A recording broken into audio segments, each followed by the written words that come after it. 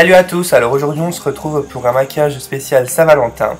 Donc on commence tout de suite par appliquer une base à paupières de chez Yves Saint Laurent. Donc pour vraiment fixer le fard à paupières et revenir plus de couleurs. Et on va utiliser pour ce tutoriel la Chocolate Bonbon de Too Faced, parce que c'est un peu la palette faite pour la Saint-Valentin. Donc on commence par appliquer un petit bois de rose clair dans le creux de paupière pour faire un fard une couleur de transition en fait. Et ensuite on va appliquer un fard ultra lumineux dans le coin interne. Donc c'est un peu un beige doré avec, en fait c'est un fard nacré avec plusieurs couleurs à l'intérieur, donc il est très très beau. Et ensuite on va passer à un cuivré doré un petit peu qu'on va placer sur le reste de la paupière pour apporter un peu plus de chaleur on va dire à ce maquillage. Ensuite on estompe bien sûr pour ne pas faire de démarcation. Puis on place un petit peu plus foncé dans le coin externe que je fais une sorte de V. Je sais pas si vous voyez, mais je l'applique comme ça pour vraiment pouvoir étirer son regard pour faire un espèce de maquillage libanais mais très très léger. Et je sais pas si vous avez vu, mais j'utilise dans cette vidéo les nouveaux pinceaux pro de chez Sephora qui sont vraiment tous géniaux, je les adore vraiment trop. Ensuite on passe au liner, donc là j'utilise le liner de chez Marc Jacobs pour faire un trait de liner tout simplement.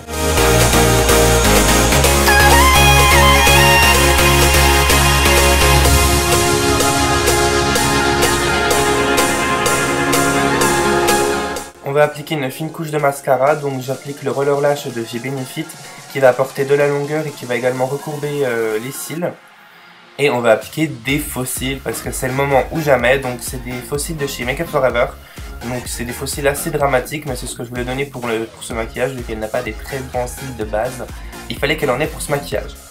Et on finit par une touche lumière sous le sourcil, donc cette fois-ci mat pour faire un coup de propre et encore plus faire le côté arqué du sourcil.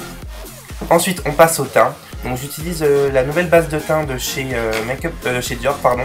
Donc c'est une base qui va apporter à la fois de la lumière et de la matité, en fait c'est vraiment une base perfectrice de teint. Et comme fond de teint j'applique le Remarkable de chez Marc Jacobs. Je pense que c'est mon fond de teint favori en ce moment. Il est vraiment ultra couvrant, c'est vraiment un fond de teint pour les occasions, c'est celui-ci qu'il faut utiliser. Et je l'applique avec le Beauty Blender.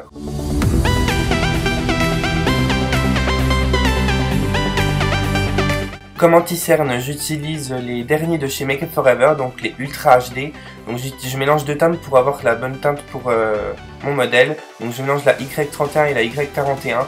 Donc je le place sous l'œil, sur le menton, un petit peu sur l'arête du nez, au milieu du front et sur l'arc de Cupidon pour vraiment apporter beaucoup d'éclat.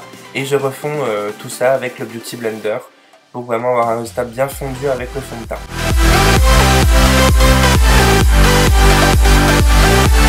Je suis désolé si des fois ça change de couleur, les lumières, tout ça, mais on a eu vraiment beaucoup de mal parce que ça changeait et j'ai pas réussi à régler le problème.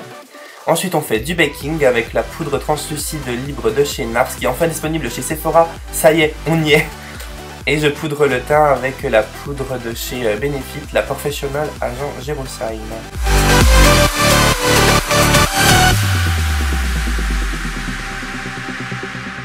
J'ai oublié de vous filmer le bronzer que j'utilisais. En fait, je réchauffe juste un petit peu le teint avec un bronzer de chez Smashbox. Et on va estomper au bout de 5-10 minutes le baking. En fait, vous voyez, ça fait un résultat vraiment très lumineux, très net. Et ça va être très longue tenue. Et on va donner un petit peu de bonne mine à son visage avec un blush de la nouvelle palette aussi de chez Too Faced qui est magnifique. Donc j'ai utilisé le blush qui est tout à gauche pour redonner un peu bonne mine. Ensuite on passe aux sourcils parce qu'aucun maquillage n'est fini sans les sourcils. Donc j'utilise toujours mon fidèle Aquabro de chez Make Up For Ever. Donc c'est un gel à sourcils waterproof teinté, donc à travailler au pinceau.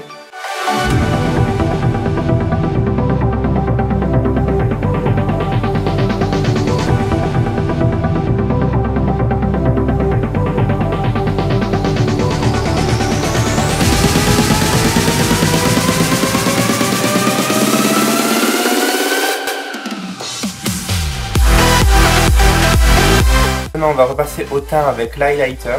Donc là c'est l'highlighter en édition limitée de chez Dior que j'adore. Donc c'est le numéro 2 qui est plus doré parce que le rosé n'aurait pas été accordé avec son teint. Donc je le mets sur l'os des pommettes, je le place également sur le menton, un petit peu au bout du nez et au-dessus des sourcils. Et on finit par les lèvres, donc j'utilise pour faire les lèvres un rouge à lèvres de chez NARS.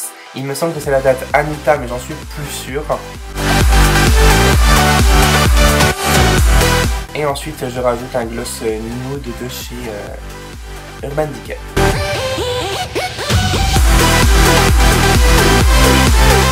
Donc voilà, cette vidéo est maintenant terminée, j'espère qu'elle vous aura plu, je vous laisse tout de suite avec le résultat final.